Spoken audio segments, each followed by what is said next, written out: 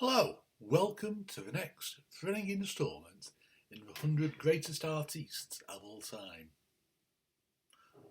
It will be no surprise to most people that although he's not one of my absolute favourite artists, I'm not by any means one of his die-hard fans, Bob Dylan has to make the top 100. Bob Dylan will be 80 years old in May. He was born in Middle America, Duluth, Minnesota, to be exact. As hinted at by his real name, Robert Zimmerman, he is Jewish.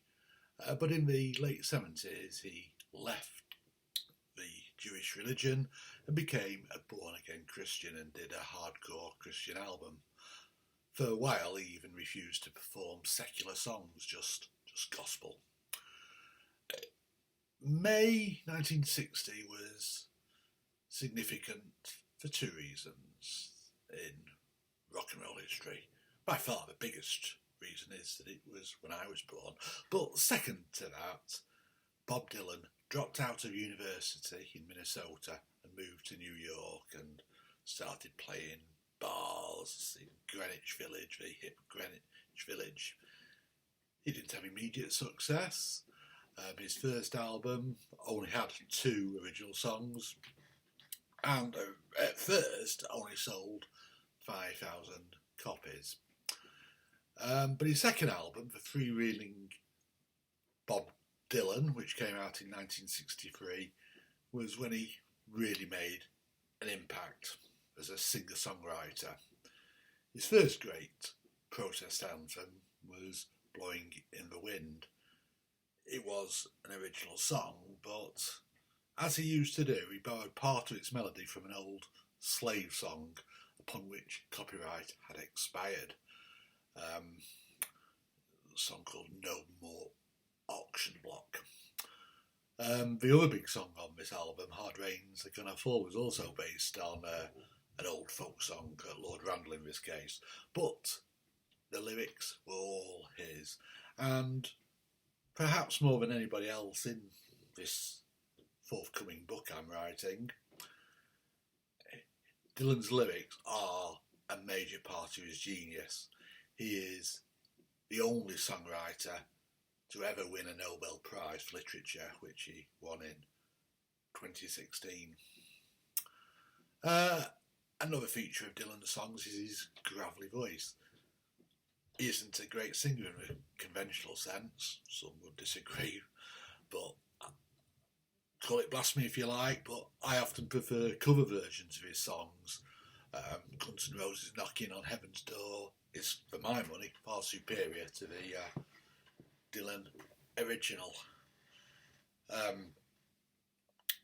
But his voice has undoubted character. Character might sound like a euphemism, but his voice has undoubted character. His 5th album, Bring It All Home, was a change in style. He moved from acoustic guitar towards something a bit more rock based. He used electric guitars.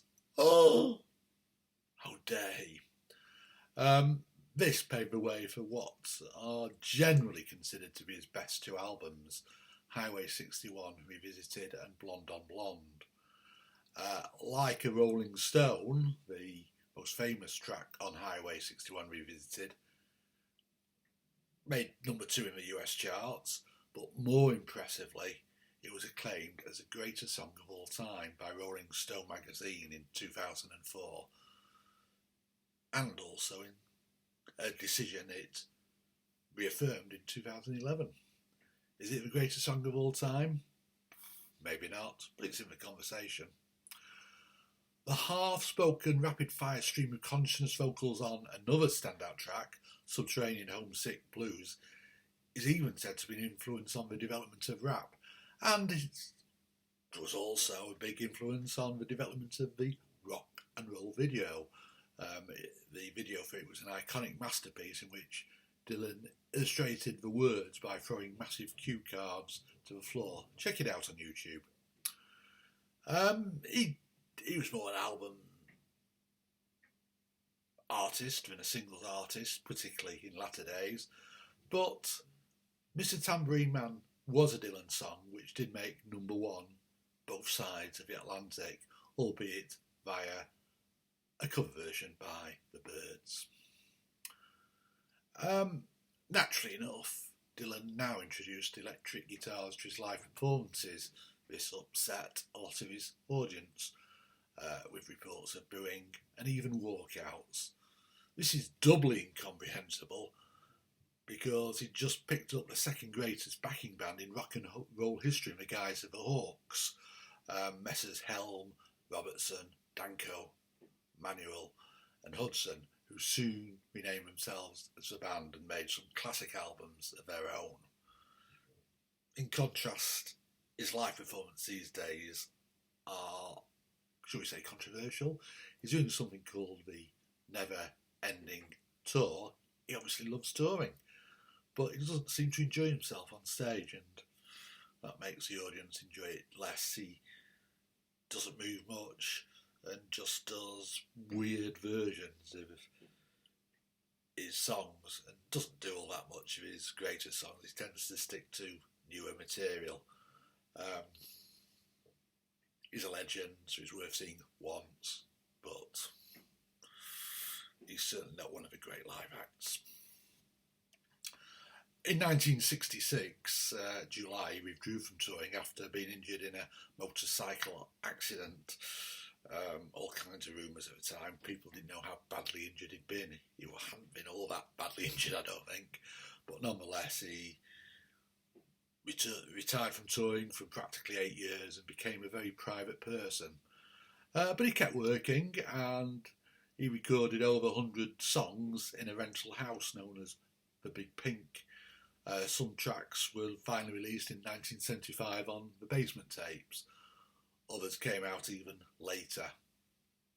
Some of the songs were released by the band on their classic album, Music from the Big Pink. Blood on the Tracks in 1975 was a real standout classic album. That was his comeback. Like a lot of great records, it arose out of heartache. It came out very soon after his marriage broke up. In the 80s, the best-selling records he was involved with were those he did with the Travelling Wilburys supergroup, alongside George Harrison, Jeff Lynne, Roy Orbison and Tom Petty. Only Jeff Lynne, sadly, and Bob Dylan, of course, survive from that group now. He was also on the USA for Africa charity single. To me, his best days are now behind him, but his die-hard fans would beg to differ. I can see the emails of complaint right now. He might be the most eulogised artist in the history of rock. In the 90s, his most acclaimed album was an album called Time Out of Mind. It's a good album. It landed Dylan his first solo album of the year Grammy Award, got him a Grammy Award. His best album in the noughties came out in 2006, Modern Times. It was his first number one album for 30 years. And in 2009, he went number one again in the charts, making with Together Through Life, making him the oldest artist to ever do this. He was 67 at the time. It was number one in the UK as well. His first number one there for 39 years, the biggest ever gap in UK number ones. But it doesn't stop there. As you're probably aware, he even released an album in the year of COVID, 2020. Studio album number 39, Rough and Rowdy Ways. Lots of people absolutely loved it, called it the album of the year. And he became the oldest artist once again, breaking his own record perhaps, the oldest artist to top the UK chart with an album of original material. I think Vera Lynn probably topped the charts with an album of unoriginal material. He's sold over 100 million records. He's won 10 Grammys. He's won an Oscar even for Things Have Changed, which appeared in the film The Wonder Boys in 2000. And he has, of course, been inducted into Rock and Roll Hall of Fame. He is, of course, one of the greats of all time, Mr. Bob Dylan.